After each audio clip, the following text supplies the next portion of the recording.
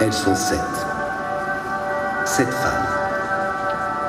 7 comme les étoiles d'une constellation qui illumine la nuit. 7 comme les couleurs de l'arc-en-ciel qui ont éclairé ma vie d'homme. 7 femmes, au cœur immense, au regard vif, à la beauté inégalée, au courage sans limite. Elles m'ont donné la vie, éduquée. Elles furent épouses aimantes, muses ou saintes compagnes d'assaut. Toutes m'ont fait grandir. Moi, René, duc d'Anjou. Elles ont été mes sources. J'ai bu leurs paroles et dans leurs yeux, j'ai étanché mes soifs comme à la margelle d'une fontaine de vie. Elles sont 7. 7 femmes du Moyen-Âge, en tout point cependant semblables aux femmes de votre siècle.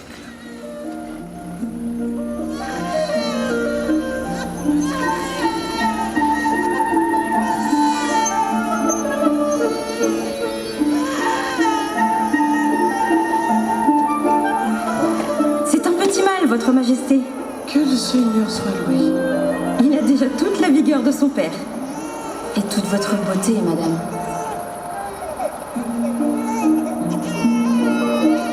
En ce clair matin d'hiver 1409, au-dessous des tours du château d'Angers scintillait la Maine. Et Yolande d'Aragon, duchesse d'Anjou, me donnait le jour.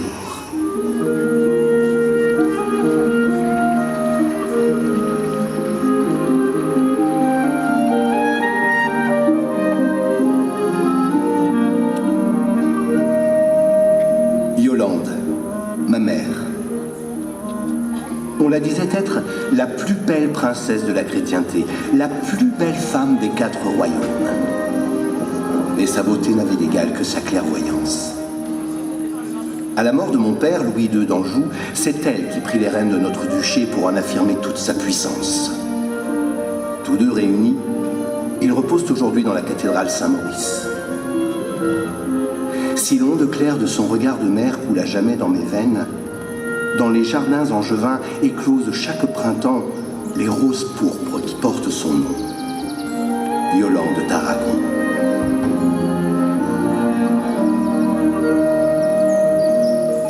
Viens me chercher l'Angloise si t'en as le courage.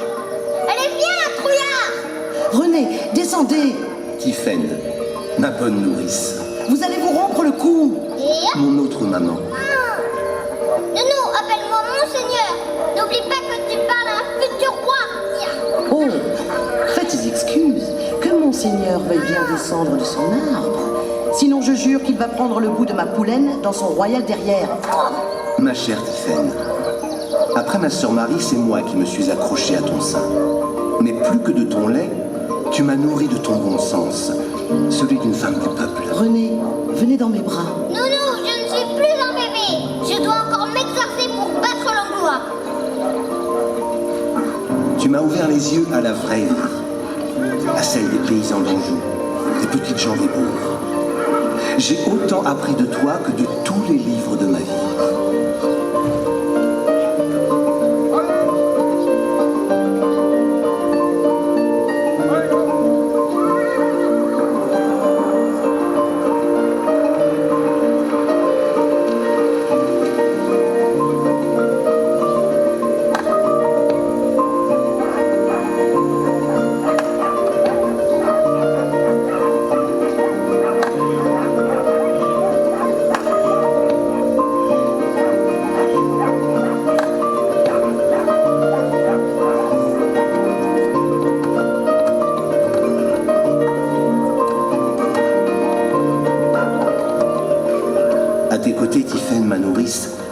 Je suis devenu un petit homme.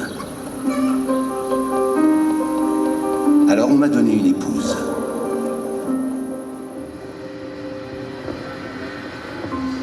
Moi, Isabelle, duchesse de Lorraine, j'ai épousé René d'Anjou, comte de Guise et duc de Bar à Nancy, le 24 octobre 1420. Tu avais 20 ans, Isabelle. Et moi, seulement 11.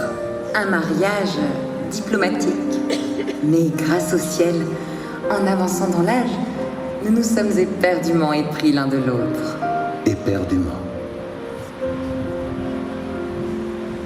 Tu as 18 ans lorsque je te donne le premier de nos 9 enfants.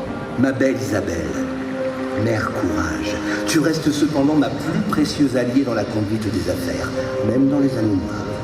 Emprisonnée à Naples, oh mon roi, comment aurais-je pu t'abandonner? Et tu fais alors tant pour mon peuple que si l'on me dit bon, c'est aussi grâce à toi. Belle au dehors, plus belle encore au dedans.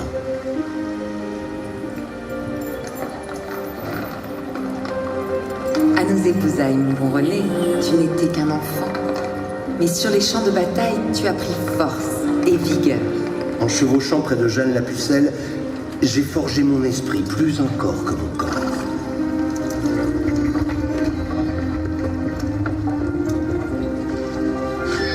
Jeanne d'Arc, sa foi, son courage, sa dévotion au royaume de France.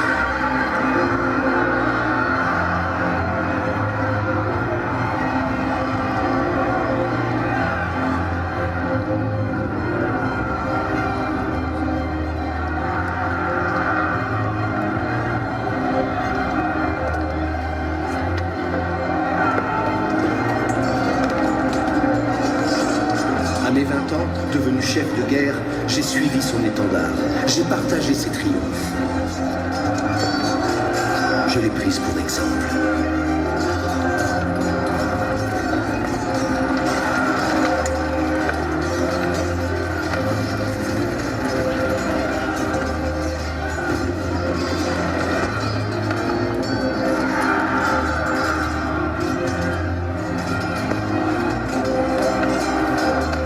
Femme d'entre toutes les femmes, elle a fortifié mon âme, éclairé mon destin.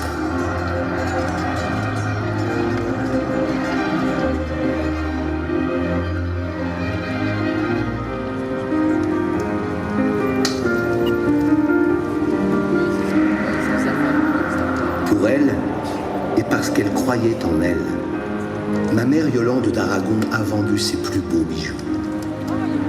Sur ses deniers, elle a levé l'armée de Jeanne pour gagner Reims et y faire sacrer notre roi Charles VII.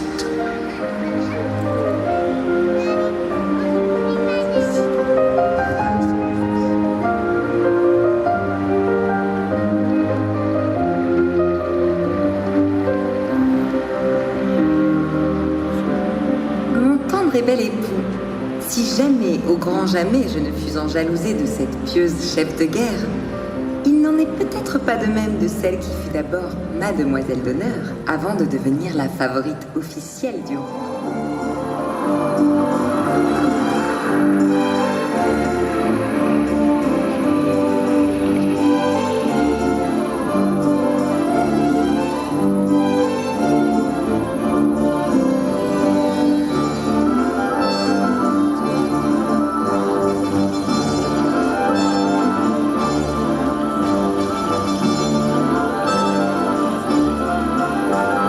Agnès Sorel, la belle d'entre les belles, la dame de beauté. Agnès, sauf votre respect, mon Isabelle, sans doute la plus belle femme au monde. Face à sa splendeur, nul ne peut rester de marbre. Ah ça, elle en fait tourner des têtes. Au premier regard, votre cousin Charles VII en est tombé follement amoureux. Comment résister à tant de grâce? Son teint d'albâtre, ses lèvres coquelicots, ses épaules et son sein si finement modelés trouvent comme écrin d'extraordinaires parures dont elle est la créatrice. Bijoux, soieries, fourrures précieuses, coiffes extravagantes, traînes aux fantasques longueurs. Il est vrai qu'elle seule a l'audace de mettre en lumière ses charmes naturels. Admettez qu'à la cour de France, elle est l'inspiratrice d'une mode que chacune peut suivre. Avec plus ou moins de bonheur. N'est pas Agnès Sorel qui veut, madame. Certes non, mon époux. Mais au-delà de nos petites querelles amoureuses, je lui reconnais une liberté, une finesse d'esprit qui sont en tout point semblables à sa beauté. Vous aurait-elle aussi ensorcelé, madame?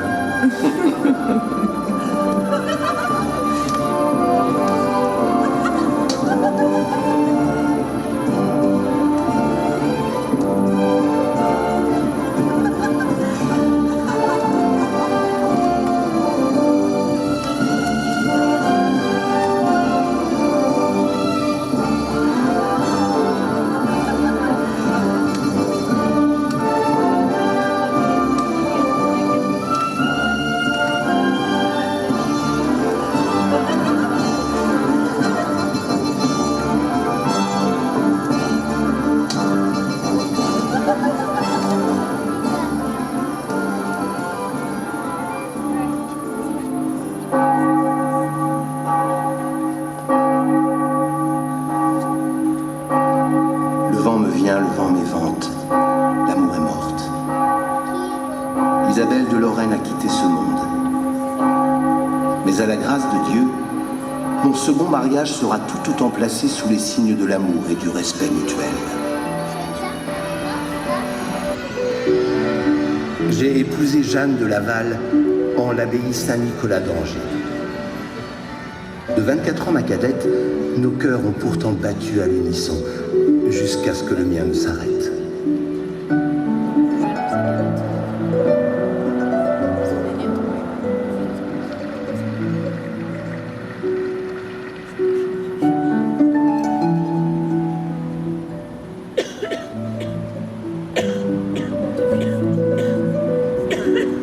Bien que tous deux fort attachés aux contrées angevines, c'est en mon comté de Provence que nous passons la plus grande partie de notre vie commune.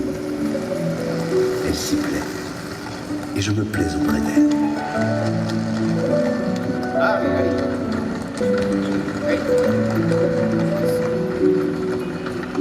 Lorsqu'en mon château d'Aix-en-Provence, Dieu me rappela à lui, malgré l'opposition des Provençaux, c'est ma douce Jeanne qui fit revenir mon corps en Anjou.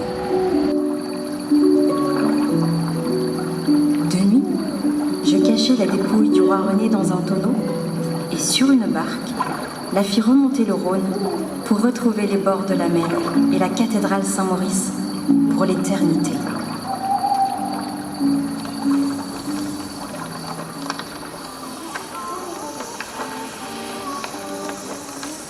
Elles sont 7. 7 femmes extraordinaires à mes yeux. Mais la 7e, me direz-vous. La 7e, c'est Christine de Pisan, la première femme au monde qui vécut de sa plume d'écrivaine. Poésie, histoire, récits romanesques, philosophie, essais de sociologie politique, traités d'éducation, précis militaires. Christine de Pisan est entrée en littérature comme on entre dans les ordres, à corps perdu.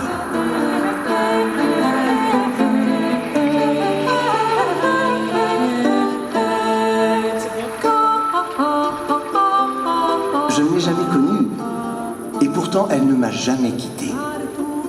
À la meilleure place, ses œuvres trônent dans ma bibliothèque.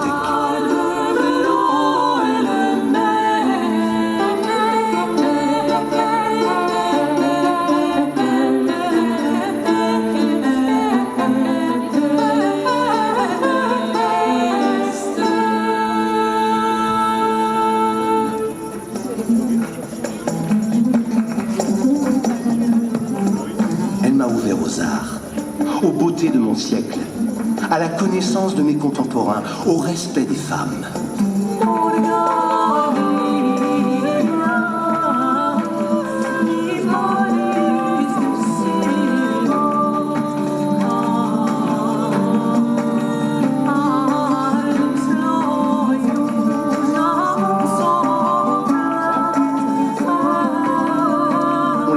Femme devenue mâle, tant on voyait d'un mauvais œil celle qui revendiquait sa condition d'écrivaine et ses convictions de femme courageusement libre.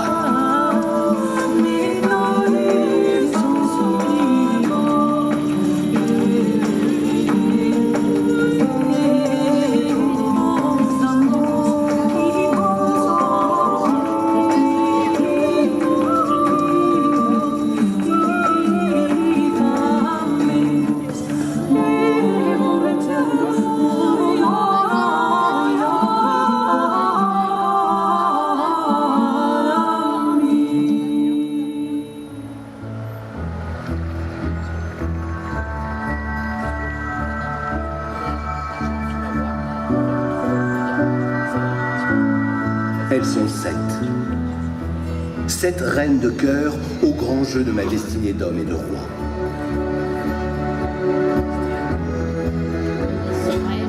Sept femmes remarquables, parce qu'uniques, parce que femmes. Souveraines ou femmes du peuple, elles font l'humanité.